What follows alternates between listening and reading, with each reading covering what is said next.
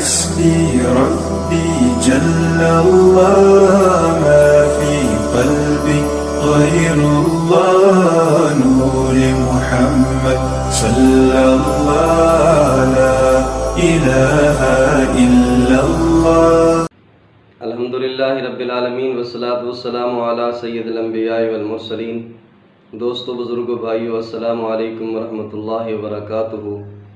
जैसा कि आपको मालूम है कि गर्मियों की छुट्टियां हो चुकी हैं तकरीबन पंजाब के तमाम इदारों में, स्कूलों में, और बच्चे जो हैं अपने घरों पे हैं। तो आज मैं आपको बताने लगा हूँ कि गर्मियों की छुट्टियों में हमें क्या करना चाहिए, गर्मियों की छुट्टियां जो है वो हमें कैसे गुजारनी चाहिए।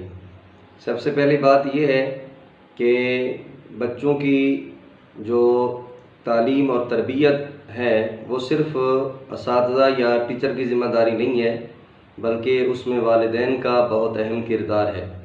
तो मैं तमाम वालिदैन से यही गुजारिश करूँगा कि घर पे अपने बच्चों के लिए उनसे एक टाइम टेबल बनवाएं और कोशिश करें कि वो टाइम टेबल फॉलो अप होना चाहिए। उसमें जो डेली रूटीन है उसमें कोशिश करें सबसे पहले नमाज को शामिल करें, नमाज के बाद कुरान पाक की तालीम को शामिल करें। और यहाँ पर मैं ये भी सजेस्ट करूँगा कि जहाँ नमाज और कुरान पाक बाकायदगी से पढ़ा जाए, नमाज को समझने के लिए तर्जमा नमाज भी बहुत ज़्यादा ज़रूरी है।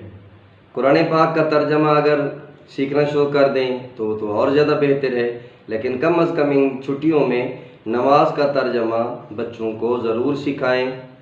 अगर इस मामले में कोई हेल्प चाहिए तो मैं भी ज़रूर हाज़िर हूँ और नमाज का तर्जमा सिखाने के लिए। इस तरह से डेली रूटीन जो है उसमें जो होमवर्क दिया गया है बच्चों को, कोशिश करें कि डेली बेसिस पे होमवर्क बच्चों का होना चाहिए। कम अज़ कम उसके लिए 2 घंटे 3 घंटे टाइम ज़रूर निकालना चाहिए, ताकि डेली बेसिस पे वो काम उनका होता रहेगा। तो गर्मियों की छुट्टियां ख़त्म होने से पहले पहले उनका समर वेकेशन होमवर्क जो है वो कंप्लीट हो चुका होगा। इसमें वालिदैन को भी परेशानी नहीं होगी और स्टूडेंट को भी कोई परेशानी नहीं होगी। इस तरह से उनकी ख़ासकर गर्मियों में उनके बचाव के लिए कोशिश करें कि बच्चे गर्मी के औकात में बाहर ना निकले और उनके लिए मशरूबात का इंतज़ाम करें और उन्हें फल और फ्रूट जो आज अवेलेबल हैं बहुत सस्ते हैं, जैसे तरबूज है, खरबूजा है, फालसा है, इस तरह के जो मशरूबात हैं गर्मियों में अल्लाह ताला की जो नेमतें हमें मुयस्सर हैं वो उनको दें। उसके साथ साथ पानी की मिकदार कोशिश करें कि बच्चों को ज़्यादा से ज़्यादा पानी पिलाएं ताकि हीट स्ट्रोक से भी महफूज रहें। और कोशिश करें कि गर्मी के औकात में बच्चे घर पर ही रहें। इसके साथ साथ बच्चों को सोशल भी होना चाहिए, ख़ासकर जो बोर्डिंग इदारों में बच्चे रहते हैं उनके लिए सोशल एक्टिविटीज़ और सोशल लाइफ जो है वो बहुत ज़्यादा ज़रूरी है। अपने अजीज़ व अकारिब से मिलना, अपने कज़न से मिलना और अपने चचाज़ाद, खालूज़ाद, मामूज़ाद, फुफूज़ाद उनसे मिलना, ये भी उनकी ख्वाहिश होती है। इसके लिए भी वक्त निकालें और उन्हें टाइम दें। इसी तरह से जो तारीख़ी मकामात हैं उनकी सैर व तफरीह के लिए भी अगर मौका मिले तो ज़रूर जाना चाहिए। और उन तारीख़ी मकामात की सैर व तफरीह पर जाने से पहले पहले उनके बारे में पहले मालूमात होनी चाहिए और पढ़ लेना चाहिए उनके बारे में। आजकल तो तकरीबन नेट पे हर चीज़ अवेलेबल है, तो इस तरह से उनकी वोकैबुलरी में इजाफ़ा होगा।